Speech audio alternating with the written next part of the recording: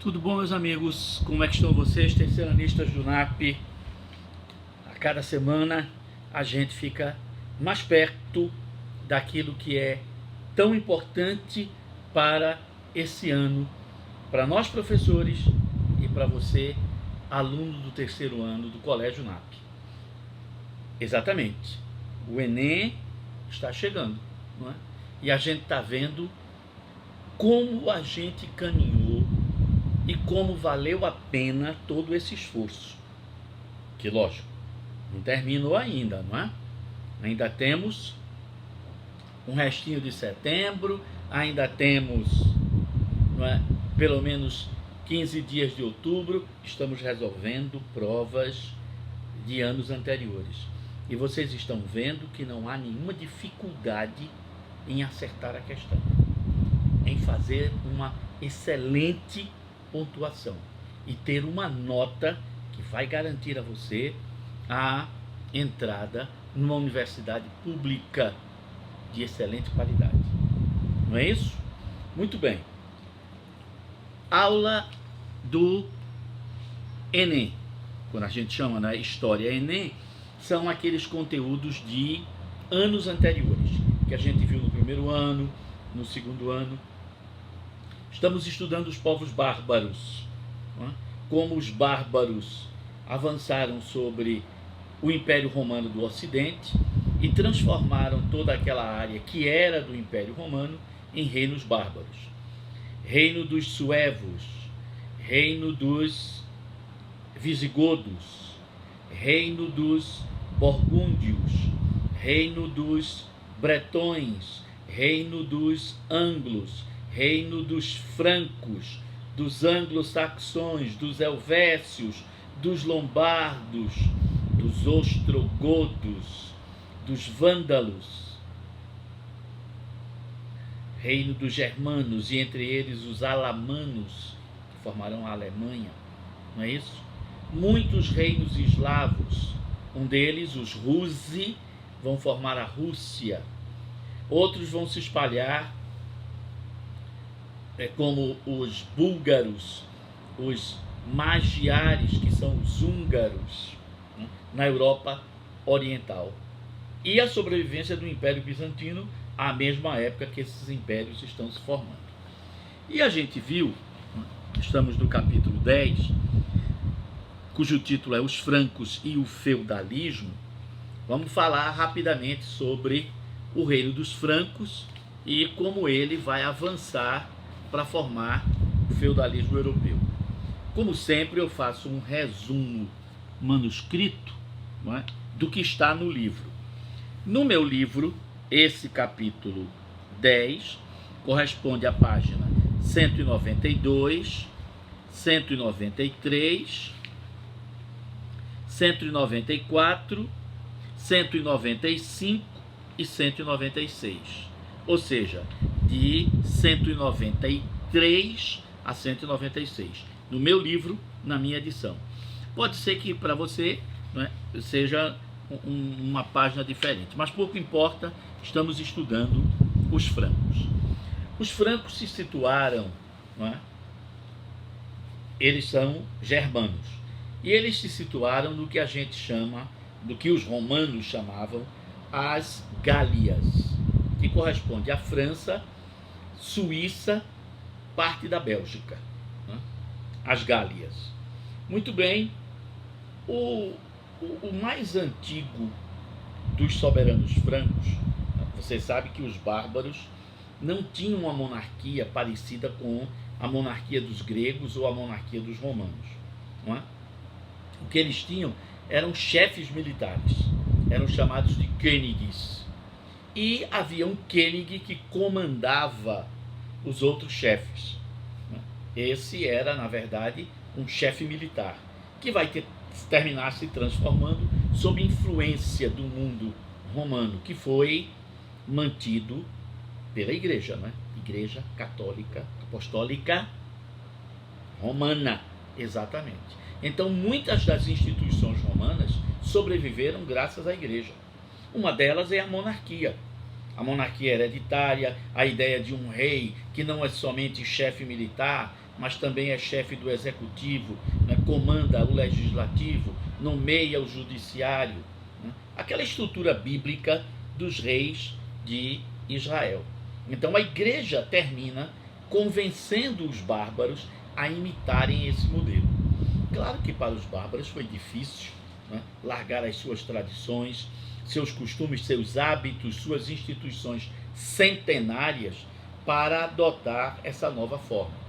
E nem sempre a coisa aconteceu com sucesso. A gente sabe, por exemplo, que mesmo com toda a força da igreja de querer um poder centralizado nas mãos de um único rei, isso nem sempre ocorreu no mundo feudal.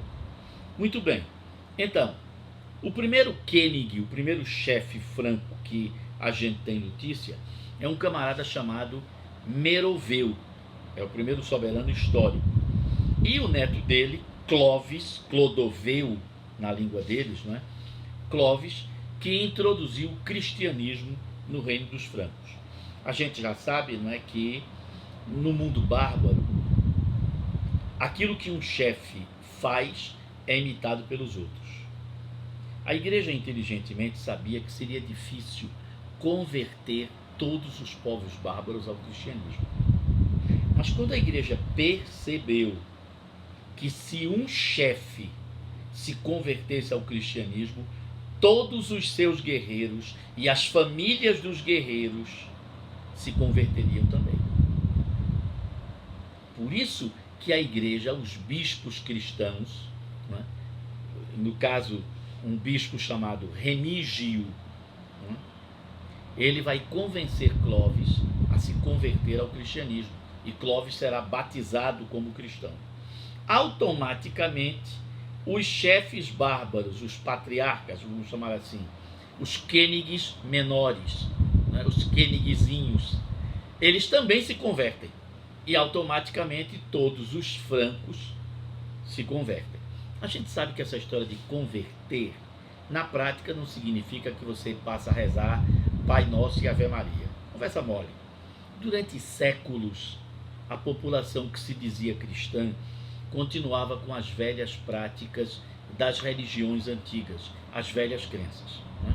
Mesmo frequentando as igrejas cristãs, no dia a dia, dentro da sua casa, os ídolos, os deuses, Odin, Wotan, Frida, Loki, Thor, não é?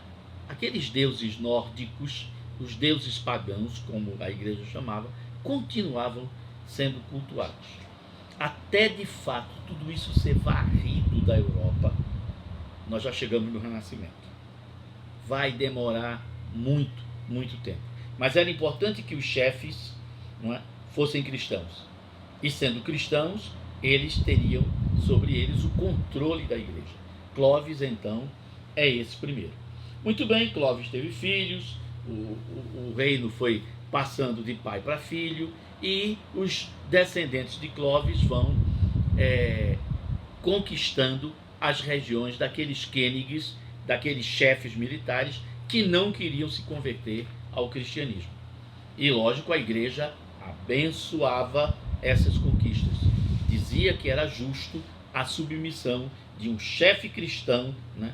A força de um chefe cristão submetendo os pagãos, porque na verdade ele estava levando pela espada, é verdade, a palavra de Deus aos infiéis. Ele estaria matando alguns, mas salvando a muitos, na medida em que obrigava a conversão.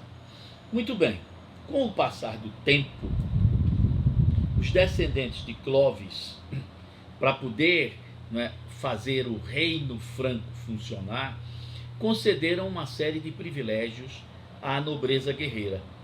E aí o que é que vai acontecer? Alguns desses nobres terminam se tornando administradores do reino, né? São os chamados duques, que na época recebiam o título de prefeitos de palácio ou mordomos de palácio. Na prática, quem administrava o país eram esses prefeitos de palácio. Geralmente esses duques, esses prefeitos de palácio eram primos do soberano, portanto pertenciam à família real. E os reis de fato, né, eles passavam o tempo todo em festas, né, sexo, droga e rock and roll, em caçadas, enquanto o mordomo de palácio, o prefeito de palácio, o duque, administrava de fato e de verdade. Então nós estamos no século V, século VI, século VII.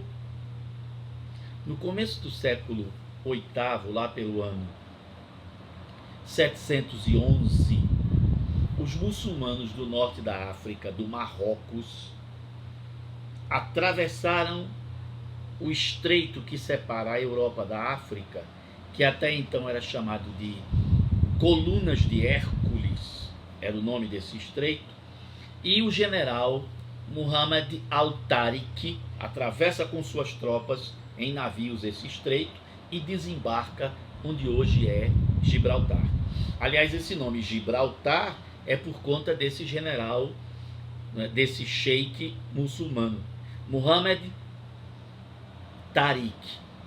Quando ele chega do outro lado da África, né, já pisando na Europa, há um grande rochedo que foi chamado de Jebel al-Tariq, em árabe, a pedra, a rocha de Tariq. Da palavra Jebel al-Tariq nasce a palavra Gibraltar. Pronto, os muçulmanos botaram o pé na Europa, no sul da Espanha, pertinho também de Portugal. A partir de 711, os muçulmanos começam a se espalhar pela Península Ibérica. E o reino dos visigodos vai sendo pouco a pouco conquistado. 711, 722, 730 e os muçulmanos já estão atravessando os Pirineus, as montanhas que separam a Espanha da França, e começam a invadir o reino dos francos. Um soberano franco que governava, né, o reino dos francos nessa época, não é? Que era Dagoberto III, com medo da invasão dos muçulmanos, que já tinham conquistado metade da Península Ibérica e acabado com o reino dos visigodos, ele foge, vai se esconder, né? E ao invés de comandar os seus guerreiros, ele foge. Aí o primo dele, que era prefeito de palácio, chamado Charles, em francês hoje, não é? Charles, em inglês, é a mesma palavra, Carlos, apelidado o martelador, o que bate com força, Carlos Martel. Então reuniu a nobreza e disse: não, nós não vamos fugir, nós não vamos permitir a invasão, né? Reuniu a cavalaria da nobreza franca e resolveu enfrentar numa guerra a invasão muçulmana. Até então os muçulmanos nunca tinham sido derrotados. Ao invadir a Europa não tinham perdido nenhuma batalha. Mas foi na batalha de Poitiers, se escreve Poitiers, mas a gente pronuncia Poitiers, 732, Carlos Martel derrotou os muçulmanos e ainda por cima obrigou os muçulmanos a voltarem para a Península Ibérica, para o outro lado das montanhas, os Pirineus. Pronto. Essa vitória fez com que a nobreza dos francos reconhecesse como verdadeiro rei Carlos Martel, e não o Dagoberto covarde que tinha fugido com seus filhos. Ele não fugiu só, fugiu com a família e alguns nobres. Carlos Martel, então, é aclamado soberano. Lembre que ele é primo de Dagoberto. Teoricamente, dentro da monarquia, na cabeça dos bárbaros, ele tem direito ao trono, porque é parente do rei que foi destituído, foi deposto, né, porque era um rei covarde. E você não pode ter um rei que seja covarde. Se um rei comanda os guerreiros numa guerra e esse rei foge, ele não é mais rei. Ele perde automaticamente o poder. a igreja não se pronunciou, ficou calada. Vamos esperar o que vai acontecer. Carlos Martel governa até morrer, e o filho dele, chamado Pepin, que em português é Pepino. Pode parecer estranho alguém chamado Pepino, mas veja que os nomes da gente também têm vários significados, não é? Antônio, por exemplo, não é? Antós onomas, nome contraditório, contradição. Antônio significa contradição. Cecília, em latim, significa ceguinha, né? A pequena cega, né? Então, nomes próprios têm muito significado. Não estranhe, portanto, que o rei da França se chama Pepino. Era chamado Pepino o Breve. Por que o Breve? Porque tudo que ele tinha que resolver, resolvia logo, rapidamente, sem muita conversa. Pepino o Breve, então, recebeu um pedido de ajuda. É que o bispo de Roma, hoje a gente chama Papa, né? Naquela época, Papa ainda era título de muitos bispos, para muitos bispos. O bispo de Roma, chamado Estevão II, sucessor do Papa Zacarias, estava tendo um problema. Os lombardos do norte da Itália estavam atacando terras que eram do papado, que pertenciam aos chamados, né, aos feudos da igreja, que não tinha um nome específico ainda. Então o Papa pede, o bispo de Roma pede ajuda a Pepino, já que Pepino era filho, né, do rei que derrotou os muçulmanos, que ajudasse. Pepino não teve dúvida, pegou suas tropas e marchou contra os lombardos e, obviamente, derrotou os lombardos. E pegou uma parte do território dos lombardos e doou ao bispo de Roma. Para você ter uma ideia, 1/3, divide a Itália em 3 partes. 1/3, uma parte da Itália, virou terras do bispo de Roma e passaram a se chamar estados da igreja, ou estados pontifícios, ou patrimônio de São Pedro. Os livros dão vários nomes, mas o que importa é que a partir dali, aquilo era um pequeno reino, e o Papa, além de ser chefe espiritual, agora era também rei de um pedaço de terra, um pedaço de terra muito razoável, assim mais ou menos do tamanho do Rio Grande do Norte. É terra, não é? Aí o que é que vai acontecer? O Papa Estevão II, depois de um presente desse, o que foi que ele fez? Ele então vai reconhecer oficialmente Pepino como rei dos francos. O que significava isso? Que a igreja dizia que a partir daquele momento, Pepino era o verdadeiro rei dos francos. E não somente ele, o pai dele, Carlos Martel, também tinha sido rei legítimo. E não só Carlos Martel, mas o avô de Pepino, o pai de Carlos Martel, que também se chamava Pepino, também era rei legítimo. Ou seja, a igreja consagrou uma dinastia inteira como legítimos representantes do poder monárquico da monarquia francesa. E Dagoberto? Dagoberto foi destituído em nome de Deus do poder da França. E os filhos de Dagoberto também não tinham mais direito. Claro que eles mantiveram títulos tipo duque, condes, marqueses, etc. e tal, mas poder nenhum mais teria. Era a igreja dizendo que ela tinha o poder de dizer quem ia ser rei e quem não ia ser rei. Na verdade, não precisava isso, porque Pepino já era rei de fato. Mas essa bênção era importante. Para a igreja foi bom, porque a igreja disse para todo mundo: tá vendo? Quem define quem são os reis verdadeiros sou eu, o bispo de Roma. Significava então que o bispo de Roma teria um poder especial para determinar quem poderia governar um povo. Pepino vai ter um filho, Carlos, também Carlos, Carlos Magno. Foi chamado Carlos o Grande. Né? Carlos Magno. O governo de Carlos Magno é, sem dúvida nenhuma, de uma importância fundamental. Lembre que Carlos Martel derrotou os muçulmanos e consolidou o que hoje a gente chama França.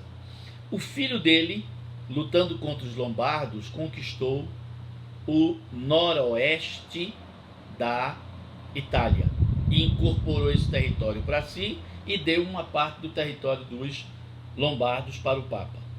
E conquistou o que a gente chama hoje de Áustria.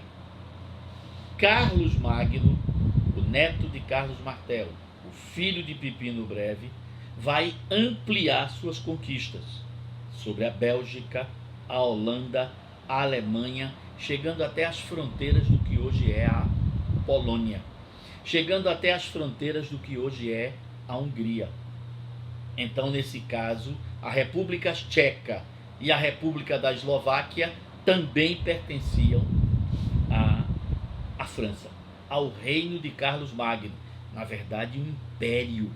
A Europa Central inteira pertencia a Carlos Magno. E Carlos Magno ainda vai conquistar um pedaço do território da França, o chamado Condado de Barcelona. Tomou uma parte da Catalunha, que era dos muçulmanos, Carlos Magno conquistou. Vê o tamanho, você que tem na cabeça o mapa, não é? Bom, se você não tem na cabeça, você vai ter aí no livro, não é? O chamado Império Carolíngio, tem um mapa onde se mostra o tamanho do Império de Carlos Magno, né? As áreas sob influência de Carlos Magno. Carlos Magno, como muitos reis, era analfabeto. Não sabia ler e escrever, assinava os documentos com um carimbo. Mas era um camarada que dava uma importância muito grande à educação. Tanto que ele vai convidar um monge inglês chamado Alcuino em português. Ele chama esse monge Alcuin, que já era professor em muitos mosteiros na Inglaterra, né? E traz esse camarada para montar uma escola no palácio onde morava Carlos Magno. Então o palácio teria uma área que seria uma escola para ensinar a ler, escrever, contar, aprender o básico. Seria uma espécie, não é, de Fundamental 1. Era o chamado Trivium, né? Era a educação básica, tanto para formar filhos de nobres, para aprender a ler e escrever, quanto também para formar os futuros membros da igreja, os membros do clero. Lembre que naquela época os padres ainda casavam, né? Você ainda teve até o século IX aproximadamente papas que foram casados, que tiveram filhos, que chegaram inclusive a ser papas também. Então não era o celibato, ou seja, a proibição do casamento para o clero, atingia somente os monges, mas os padres comuns, bispos, podiam casar. Claro que se recomendava não casar, mas não era proibido. Bom, seguindo, Alcuin então monta a chamada Escola Palatina, a escola do palácio. E além desse ensino básico, havia um ensino, depois do Trivium, vinha o Quadrivium. Trivium porque constava de 3 disciplinas, 3 matérias básicas. E Quadrivium porque contava com 4 disciplinas básicas. Quem terminasse o Trivium e o Quadrivium estava praticamente preparado para viver o mundo, né? Corresponderia hoje a você ter um ensino fundamental, não é? O ensino fundamental e o ensino médio, né? A educação durava aproximadamente entre 8 a 10 anos. Então seria mais ou menos você ter o fundamental de hoje e parte do ensino médio. E quem quisesse aprofundar alguma coisa, aí teria que estudar filosofia e teologia. Aí seria uma escola especial. Mas você terminando o trívio e o quadrívio, você já estava preparado para a vida, né? Carlos Magno chegou a se matricular, assistiu algumas aulas, mas nunca aprendeu a ler e escrever. No entanto, ele aprendeu a falar um pouco de latim e de grego, né? Ele era um camarada muito inteligente, mesmo analfabeto, muito brilhantemente inteligente. Dividiu o reino dele em partes, né? As partes de fronteira eram chamadas de marcas, por isso eram governadas por marqueses. Os chefes das fronteiras eram os nobres que, como é que a gente chama? Vigiavam as fronteiras, né? Que defendiam as fronteiras. Depois havia as terras próximas às marcas, que eram chamados condados, onde se praticava agricultura, né? A criação de animais. Quem governava um condado era um conde, palavra comites, que quer dizer chefe, senhor. E aquelas áreas mais ricas, onde havia cidades, artesãos e comércio, eram chamados ducados, que eram governados por duques. Você está percebendo? A criação dos títulos de nobreza vem dessa época de Carlos Magno. Duque é o nobre de hierarquia mais alta. Conde e marquês. Alves, e barão? Barão era o proprietário de uma terra, de um feudo. Pronto. Era o nobre de hierarquia mais baixa. Era o nobre que tinha o pedaço menor de terra. O barão era o nobre que só tinha um feudo. O marquês tinha 2, 3 feudos. O conde tinha 3, 4 feudos. Um duque tinha 5, 6, 8 feudos. O rei, teoricamente, seria aquele que teria mais feudos, né? E que, teoricamente, controlaria todos os outros feudos. Carlos Magno colocou, não é, nobres de sua confiança para governar essas regiões, ducados, condados e marcas. E, para evitar que um nobre desse se metesse a besta, né, quisesse crescer e virar um rei, ele criou também uma burocracia, uma série de funcionários que iam fiscalizar essas áreas, os ducados, os condados e as marcas, para saber se as ordens do rei, as leis reais, estavam sendo cumpridas em todas as regiões. Sim, Carlos Magno criou um código de leis que valia, que vigorava em todo o seu império. Eram as chamadas leis capitulares, porque os códigos eram divididos em capítulos, né, em partes. Então eram as leis capitulares. Algumas valiam para uma determinada região, outras valiam para todas as regiões. Mas o que importa é que Carlos Magno tinha o controle sobre toda o seu império, né? Carlos Magno vai governar de 786 até 814 aproximadamente.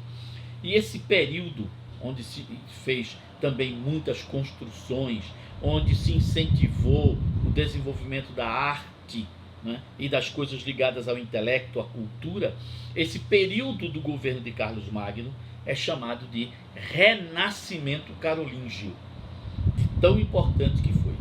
E Carlos Magno, claro, também deu privilégios à igreja, né, reconheceu que as terras que a igreja tinha, governada pelos bispos, os bispos tinham, digamos assim, a mesma hierarquia que tinham, por exemplo, os condes, né? Ou seja, eram senhores feudais de importância. E ele tinha um conselho formado por nobres e formado por membros do clero, né? Uma espécie de ministério, né, com o qual ele se aconselhava, né? Carlos Magno, portanto, monta, né, uma administração imitando Dario, lá da Pérsia, está lembrado? 520 antes de Cristo. Pronto. Ele imita essa estrutura, né, e a Europa Central toda sob o controle dele. Bom, aí Carlos morre, né? Carlos Martel morre. E aí o que é que vai acontecer?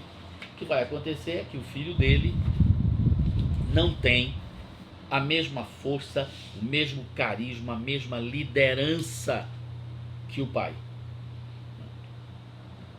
O menino chama-se Luís, foi apelidado Piedoso.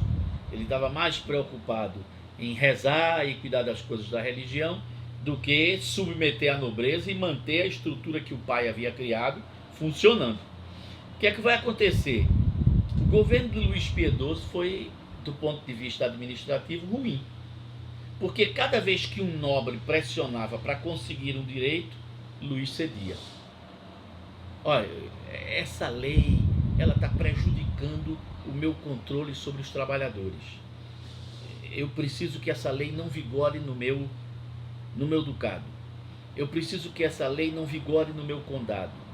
Eu não quero que no meu condado circule essa moeda que circula nos outros. Eu quero ter o direito de emitir a minha própria moeda.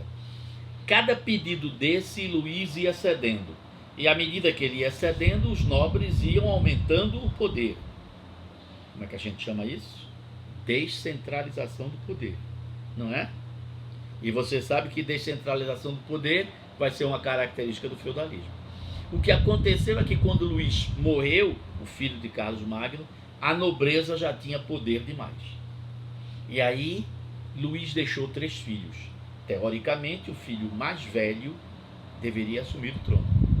Mas não foi isso que aconteceu. Cada um dos meninos, dos 3 filhos, conseguiu o apoio de uma parte da nobreza. Ia começar uma guerra entre os 3 e, logicamente, o Império Carolíngio ia ser destroçado com uma guerra dessa. Até que finalmente foi feito um acordo. O império criado pelo avô, Carlos Magno, e que não foi mantido pelo filho Luís, pai desses 3 idiotas, seria dividido em 3 partes. Então haveria uma parte, né, chamada de França Central, que ficou com Carlos, apelidado o Calvo, o Careca. A Alemanha e a Áustria ficaram com Lotário, chamado Lotaríngia, e a Tchecoslováquia e a Polônia, ficava a França Oriental, ficava com o terceiro filho. Né? Resultado: o império que o avô construiu foi dividido em 3 pedaços. A França Central, né, com Carlos o Calvo, terminou sendo governada por Hugo Capeto, em 987. Sim, esse tratado que dividiu o Império Carolíngio em 3 reinos, em 3 partes, é o chamado Tratado de Verdun, de 843. Obviamente, para que esse tratado fosse assinado, os nobres exigiram, para apoiar os soberanos, mais privilégios, mais direitos, mais poder. Pronto. Na verdade, o Tratado de Verdun cria o feudalismo oficialmente. Significa que aqueles reis agora não têm mais o poder centralizado, nem mandam dentro dos feudos dos duques, dos condes, dos marqueses. Na prática, os reis se tornam apenas símbolos da monarquia, sem nenhum poder centralizador, sem nenhum poder de decisão. Eles só apareciam de fato quando havia guerra. Aí eles eram comandantes de todos, mas na prática não se fazia nada. Essa divisão vai facilitar invasões estrangeiras, principalmente dos normandos. Os vikings vão invadir as regiões do antigo Império Carolíngio, o norte da França, a Dinamarca, a Bélgica, a Holanda, não é? A Alemanha, o norte da Alemanha, o norte da Polônia, que a gente vai ter invasão estrangeira. Não é?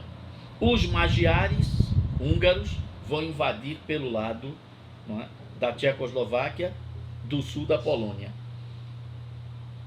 A França Central vira a França atual.